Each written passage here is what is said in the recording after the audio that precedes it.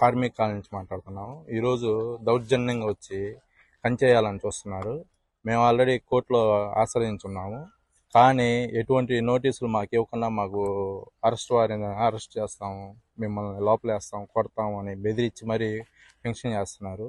మేము ఎంతో దూరం మాట్లాడినా కూడా ఆల్రెడీ పైనుంచి ఆఫీసులకు కూడా వెళ్ళాము, కలెక్టర్ గారికి ఇచ్చాము.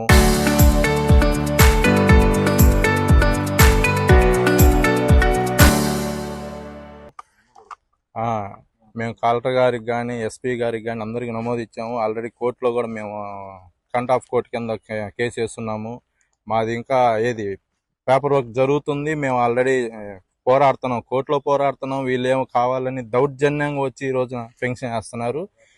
ఒక మాట కూడా మాకు ఒక రసీదు అంటే కనీసం పేపర్ వర్క్ ఏమి లేకుండానే వీళ్ళు చేస్తున్నారు, దౌర్జన్యంగా చేస్తున్నారు. మేము ఎంత దూరమైనా వెళ్ళడానికి రెడీ.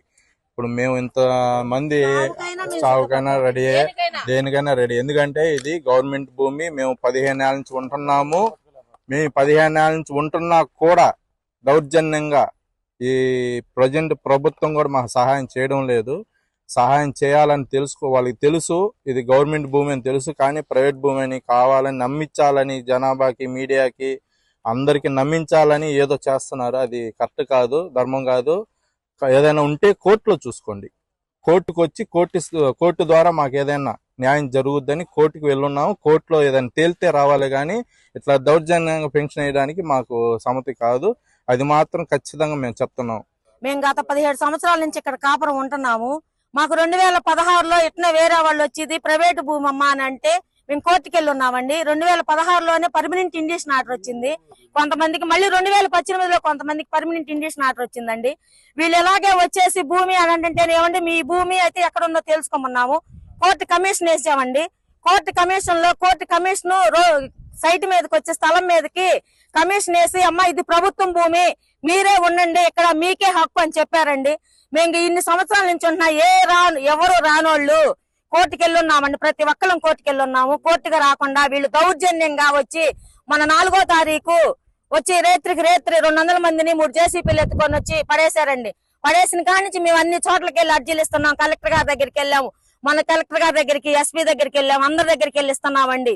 మేము ఆర్డీఓ గారికి కూడా చెప్పామండి, ఈ సైట్ ముందు ఏదో తేల్చి మీరు కొలతలేసి తేల్చి ఏ భూమి అనేది తేల్చి అది కోర్టుకు పెట్టండి. కోర్టులో ఇది ప్రైవేట్ భూమి అయితే మేమే మీకు దండం పెట్టి వెళ్ళిపోతామని చెప్పాము.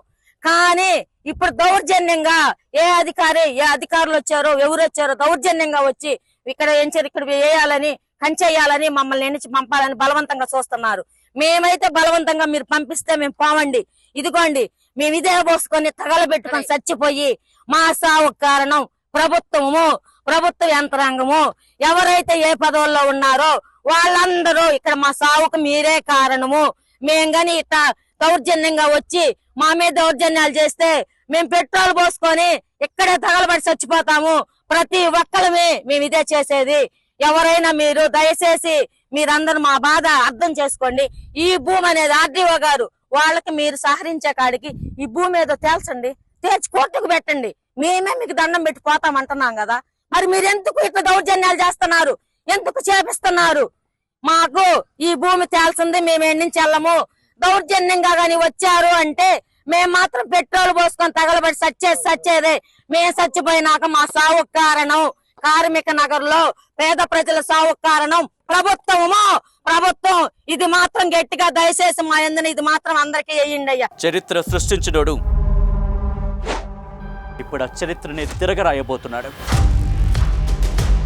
అబద్ధాల గోడల్ని బద్దలు కొట్టి నిజాలను రాగా మీ ముందుంచబోతున్నాడు. నిజమైన వార్తల కోసం వెంటనే డౌన్లోడ్ చేసుకోండి రా యాప్ని.